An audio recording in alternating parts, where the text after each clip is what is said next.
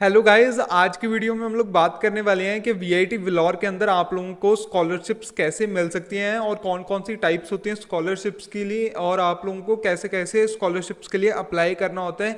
ये सारा कुछ मैं इस वीडियो में बताने वाला हूँ। इस वीडियो को लास्ट तक देखना पड़ेगा आप लोगों को, अगर आप लोगों को पूरा प्रोसेस जानना है और क्या क्या डॉक्यूमेंट्स जानने हैं आप लोगों के लग रहे होंगे अगर आप लोगों को स्कॉलरशिप्स के लिए अप्लाई करना है वीआईटी विलॉर के अंदर। ये जो आप लोगों का है ये applicable all over the campuses है, चाहे आप लोग किसी भी वीआईटी कैंपस में एडमिशन ले रहे हो। ये आप लोगों के लिए पूरी की पूरी वीडियो है जो है ठीक रहेगी। तो आज की वीडियो को स्टार्ट करने से पहले मैं आप लोगों को ये बताना चाहूँगा कि आप लोग इस चैनल को प्लीज़ सब्सक्राइब कर दो और इस वीडियो को लाइक कर दो, क्योंकि ऐसा अमेजिंग कंटेंट रोज़ आने वाला है। तो आज की वीडियो को शुरू करते हैं।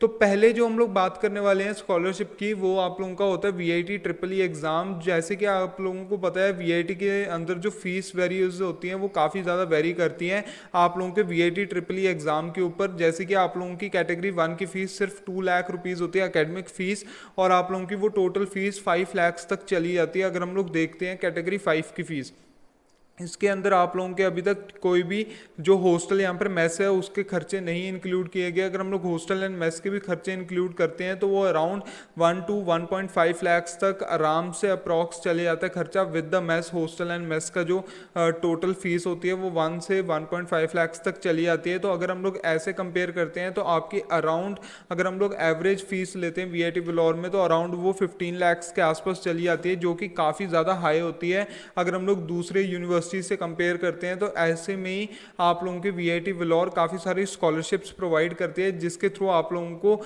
जो है फीस वेवियर मिल सकते हैं और आप लोगों की सारी फीस भी माफ़ की जा सकती है। तो आज की वीडियो में हम लोग पहले वही डिस्कस करते हैं।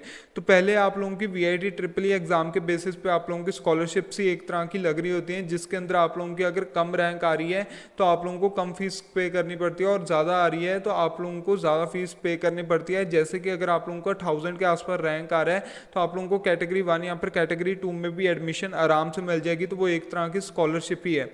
उसके बाद जो दूसरी स्कॉलरशिप है वो काफ़ी ज़्यादा इंपॉर्टेंट स्कॉलरशिप रहती है, जिसके बारे में काफ़ी कम लोगों को पता लगता है। ये जब मैं भी वीआईटी में आया था मेरे को भी इस स्कॉलरशिप के बारे में नहीं पता था। मेरे को अराउंड 1 ईयर के बाद इस स्कॉलरशिप के बारे में पता लगा था। तो आप लोगों को मैंने सोचा ये वाली स्कॉलरशिप के बारे में बता दूं, क्योंकि ये काफ़ी ज़्यादा इंपॉर्टेंट है और काफ़ी सारे आप लोगों को क्राइटेरियाज फुलफिल करने पड़ते हैं अगर आप लोगों को ये स्कॉलरशिप को अवेल करवाना है। तो आज की ये जो स्कॉलरशिप है उसका ये नाम है SMT Rajeshwari Vishwanathan memorial scholarship.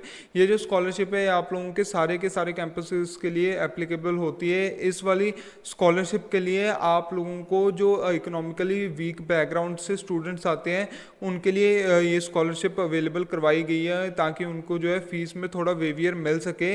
इसके लिए काफ़ी सारे क्राइटेरियाज हैं, जैसे कि जो आपकी एनुअल इनकम है जो आपके पेरेंट्स की है वो 1 लाख से कम होनी चाहिए फॉर द होल ईयर, और आप लोगों के कोई भी बैक्स नहीं लगी होनी चाहिए कॉलेज के अंदर। तो आप लोगों को तभी ये स्कॉलरशिप मिल पाएगी। जो तीसरी क्राइटेरिया है वो ये है कि आप लोगों की 75% अटेंडेंस से ऊपर अटेंडेंस मेंटेन रहनी चाहिए ऑल ओवर द सेमेस्टर्स। और उसके बाद आप लोगों की जो अगला क्राइटेरिया है वो ये रहता है कि आप लोगों के लिए एक इंटरव्यू कंडक्ट की जाएगी, और उसके बाद जो डिजर्विंग स्टूडेंट्स होते हैं उन लोगों को ये जो है स्कॉलरशिप अवेलेबल करवा दी जाती है। और साथ में जो आप लोगों के डॉक्यूमेंट्स लगते हैं वो आप लोगों की जो इनकम सर्टिफिकेट होता है वो आप लोगों का लगेगा, जो कि काफ़ी ज़्यादा इंपॉर्टेंट है अगर आप लोगों को ये स्कॉलरशिप अवेल करवानी है। ये जो स्कॉलरशिप रहती है ये आप लोगों के फर्स्ट ईयर स्टूडेंट्स के लिए नहीं रहती। फर्स्ट ईयर जैसे आप लोग कंप्लीट करते हो आप लोगों को सर्कुलेट होती है मेल्स, तो आप लोगों को उसके बाद ये स्कॉलरशिप के लिए अप्लाई करना पड़ता है। ये जो स्कॉलरशिप अप्लाई होती है आप लोगों की वीटॉप के थ्रू ही होती है। वीटॉप एक सॉफ्टवेयर है जहाँ पे आप लोगों की सारी डिटेल्स मिलती हैं वीआईटी के बारे में। जैसे कि अगर आप लोगों को कोई कोर्स अपना देखना है, यहाँ पे टाइम टेबल देखना है, कुछ भी आप लोगों को वीआईटी के रिलेटेड करना है तो वो सब कुछ वीआईटी के ऊपर ही होता है, और आप लोग इसको ऑनलाइन अप्लाई कर सकते हो। जैसे ही आप लोगों का फर्स्ट ईयर खत्म होता है तो आप लोगों को अपने फर्स्ट सेमेस्टर से ये सारा कुछ मेंटेन करके रखना है कि आप लोगों की कोई भी बैक्स ना लगे किसी भी सब्जेक्ट में, और आप लोगों की 75% से ऊपर ही अटेंडेंस बनी रहे। और अगर आप लोगों को इस स्कॉलरशिप के लिए अप्लाई करना है तो आप लोग काफ़ी सारे अपने जो है पेरेंट्स के पहले से सर्टिफिकेट्स बनवा के रखें, जो इनकम सर्टिफिकेट्स है, ताकि आप लोगों को बाद में ईजी रहे अप्लाई करना।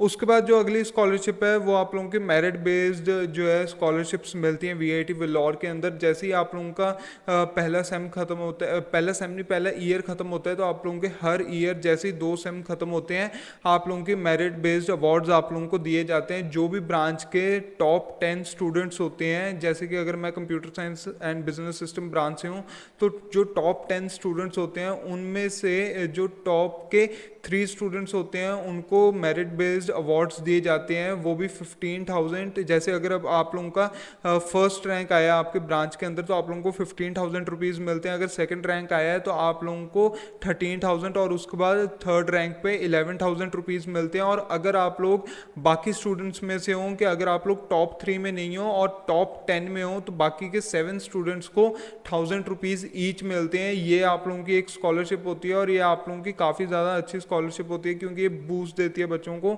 अच्छा परफॉर्म करने के लिए। उसके बाद और भी काफ़ी सारी स्कॉलरशिप्स प्रोवाइड करवाई जाती हैं। जैसे कि आप लोगों की अगर 100% अटेंडेंस मेंटेन रहती है वीआईटी के जितने भी आप लोगों ने सेमेस्टर्स लगाए हैं उसके अंदर, तो आप लोगों को स्कॉलरशिप प्रोवाइड करवाई जाती है। और उसके बाद आप लोगों की काफ़ी सारे और भी स्कॉलरशिप्स हैं।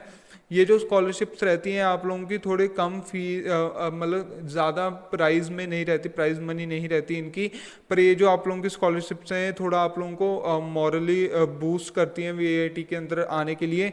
तो आप लोग ये जो स्कॉलरशिप्स हैं इनको आप लोग वीआईटी की ऑफिशियल साइट पे भी जाके चेकआउट कर सकते हो।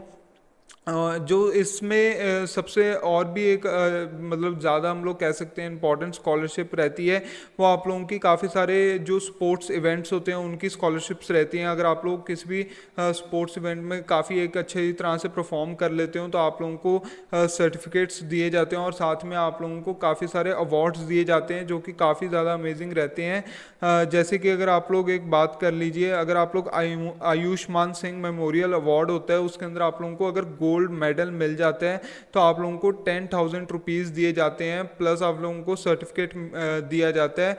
ये जो आप लोगों का अवार्ड होता है मैकेनिकल इंजीनियरिंग ब्रांच के लिए होता है। तो आप लोगों को ऐसे काफ़ी सारे अवार्ड्स देखने को मिलते हैं वीआईटी वेलोर के अंदर। और अगर आप लोग कोई रिसर्च में भी पार्ट लेते हो तो अगर आप लोग कोई रिसर्च पेपर्स पब्लिश करते हो तब भी आप लोगों को पैसे दिए जाते हैं, जो कि काफ़ी ज़्यादा अमेजिंग बात रहती है, क्योंकि काफ़ी बच्चे जो है रिसर्च अपॉर्चुनिटीज़ में अपना नाम बनाना चाहते होते हैं तो वो अपने जो है रिसर्च पेपर्स को पब्लिश करके थोड़ी बहुत ही अर्निंग्स कर सकते हैं वीआईटी वेलोर के अंदर। और तो जैसे वो पब्लिश करते हैं उनका जो है मोराल और भी ज़्यादा इंप्रूव करते हैं और उसके बाद वो और भी ज़्यादा रिसर्च पेपर्स को है पब्लिश करना शुरू कर देते हैं।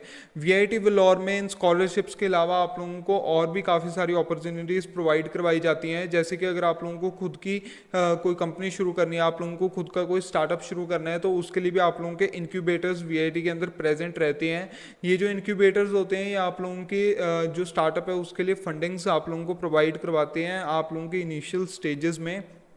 जैसे कि अगर आप लोगों की कोई भी स्टार्टअप है उसके लिए आप लोगों को एक प्रोसेस से गुजरना पड़ता है, जिसके अंदर आप लोगों को पहले अपने एचओडीज से पूरा एक लेटर लेना पड़ता है कि आप लोगों की जो अटेंडेंस है वो आप लोगों की 75% से ऊपर है और आप लोगों को वो परमिशन दे रहे हैं अपना एक खुद का स्टार्टअप शुरू करने की। उसके बाद जो इंक्यूबेटर्स हैं आप लोग इंक्यूबेटर्स के पास जाके लेटर को सबमिट करते हो और उसके बाद अपना जो है बिजनेस प्लान पूरा उनको सबमिट करते हो। जब वो अप्रूव हो जाता है, अप्रूव होने के बाद आप लोगों के जो अगला स्टेप होता है वो ये होता है कि आप लोगों को प्री इंक्यूबेशन मिल जाती है वीआईटी वेलोर के अंदर। प्री इंक्यूबेशन के अंदर आप लोगों को काफ़ी सारी अमेनिटीज़ प्रोवाइड करवाई जाती हैं, जैसे कि आप लोग दूसरे इंटर्न्स रख सकते हो। वीआईटी वेलोर के जो स्टूडेंट्स होते हैं आप लोग उनको इंटर्न रख सकते हो और उसके बाद उनको आगे काम देके जो अपना स्टार्टअप शुरू कर सकते हो। और जैसे जैसे आप लोगों के स्टार्टअप में आगे आगे आप लोग बढ़ते जाते हो तो आप लोगों को वीआईटी के थ्रू भी आप लोगों को काफ़ी सारी फंडिंग प्रोवाइड करवाई जाती है और आप लोगों को काफ़ी सारी जो गवर्नमेंट फंडिंग होती है वो भी आप लोगों को वीआईटी प्रोवाइड करवाने की पूरी कोशिश करता है ताकि आप लोगों को आसानी रहे जो है अपनी फंडिंग को लेने में। तो आप लोगों को ऐसी काफ़ी सारी अपॉर्चुनिटीज़ देखने को मिलेंगी वीआईटी वेलोर के अंदर।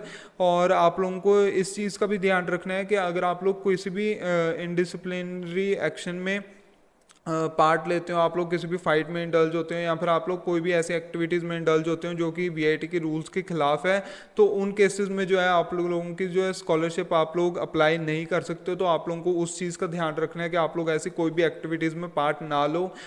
तो आज की वीडियो के लिए मैं आप लोगों को सिर्फ इतना ही बताना चाहूँगा कि आप लोग स्कॉलरशिप्स वीआईटी के अंदर ले सकते हो, पर ये जो सारी स्कॉलरशिप्स होती हैं ये आप लोगों की फर्स्ट ईयर जैसे ही एंड होता है उसके बाद से शुरू होती हैं। तो आप लोगों को इस चीज़ का पूरा ध्यान रखना है।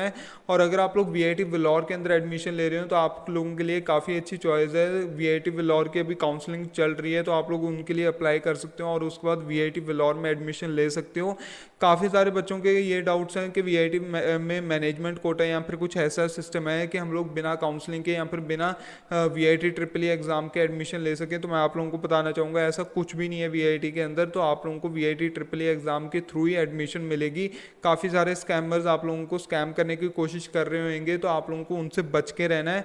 और आप लोगों को काफ़ी हद तक जो है स्कैमर से जब आप लोग बचोगे तो उसके बाद आप लोगों को काउंसलिंग की फ़ीस ही पे करनी पड़ेगी, जो कि मेरे को जहाँ तक लगता है 5900 रुपीज़ है। काउंसलिंग होने के बाद आप लोगों की एडमिशन होती है और ये सारा का सारा प्रोसेस जो है ऑनलाइन ही होता है। और उसके बाद जहाँ तक मेरे को लगता है आप लोगों को कुछ टाइम दिया जाता है फ़ीस पे करने का, और जैसे ही आप लोग फ़ीस पे करते हो उसके थोड़े टाइम बाद ही आप लोगों को जैसे बोर्ड्स के रिजल्ट आते हैं उसके थोड़े महीनों बाद आप लोगों को जैसे दूसरे कॉलेजेस शुरू होते हैं उस टाइम के आसपास ही आप लोगों को वीआईटी वेलोर के अंदर बुलाया जाएगा। तो आज की वीडियो के लिए बस इतना ही मैंने आप लोगों को बताना था कि आप लोग स्कॉलरशिप्स के लिए अप्लाई कर सकते हो अगर आप लोग इकोनॉमिकली वीक बैकग्राउंड से हो। तो आज की वीडियो को देखने के लिए थैंक यू गाइज। अगर आप लोगों को आज की वीडियो पसंद आती है तो आप लोग इस चैनल को प्लीज़ सब्सक्राइब कर सकते हो और जाने से पहले प्लीज़ इस वीडियो को लाइक करके जाना। Thank you guys.